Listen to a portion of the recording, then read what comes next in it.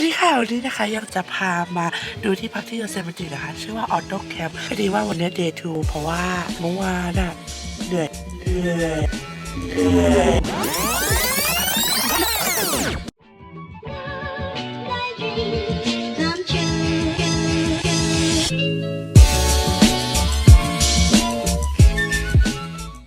ไปขนของรอบ2แล้วก็ลืมกุญแจรถ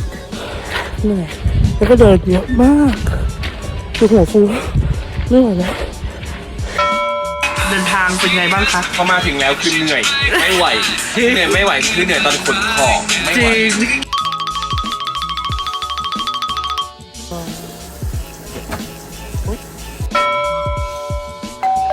คือเพิ่งตื่นแล้ว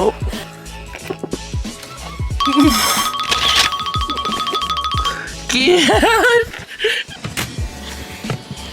โอ้ยเย็นตื่นอะไรกันคะตอนนี้7 โมงเช้าคะตื่นแต่ตี 5ค่ะตื่นนาที เอี้ย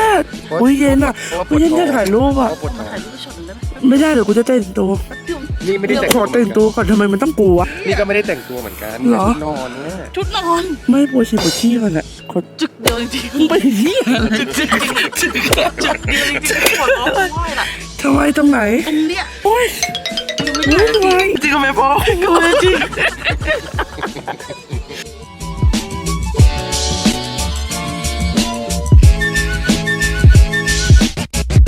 กำลังทำอาหารเช้าอยู่นะคะแล้วก็รับหน้าที่เป็นในบ้านแล้วก็คนรถแล้วก็ช่างภาพก็ตอนนี้เขาทำเบรกฟาสต์ก่อนเบคอนเดี๋ยวดูดิแม่ทำอะไรเบคอนเอาทีนี้เราจะมีทั้งโมซ่าทั้งกาแฟนมน้ำส้มแล้วก็เบโก้หลาย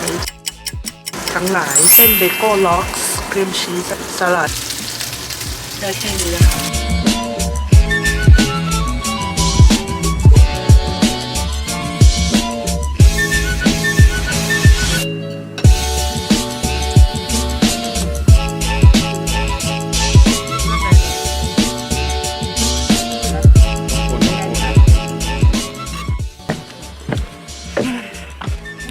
ตอนนี้เราก็กำลังจะไปเดินเล่นแล้วก็ไปถ่ายรูปโอ้ยเดี๋ยวแวะไปดูแม้ว่ามีน้ำแข็งไหมดูของที่รถโอ้ยร้อนมากค่ะร้อนมากเลยค่ะอันนี้คือตรงที่เช็คอินตรงนี้ก็คือพอขับรถมาถึงใช่ปะก็ต้องมาจอดตรงนี้เพื่อเอาของลงมีไวเก้นคนนี้ให้ใช้หรือว่าเอามาเองกันก็ได้ต้องเห็นแมสก่อนที่ตรงนี้ที่น้ำแข็งด้วยจริงน่ากินด้วยเอาไหมโอเคHi, this is the ice. What is your suite number? 69 69. AMR Awesome.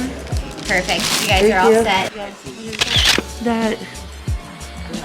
แต่แบบนี้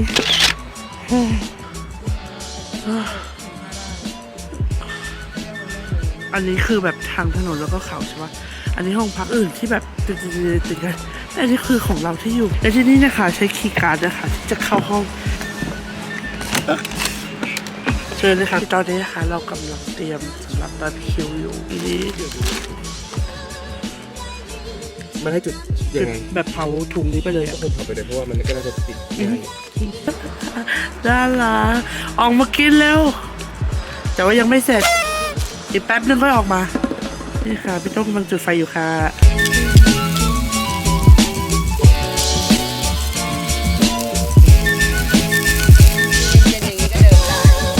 โอเคตอนนี้นะคะก็กินเสร็จกันแล้วก็เดี๋ยว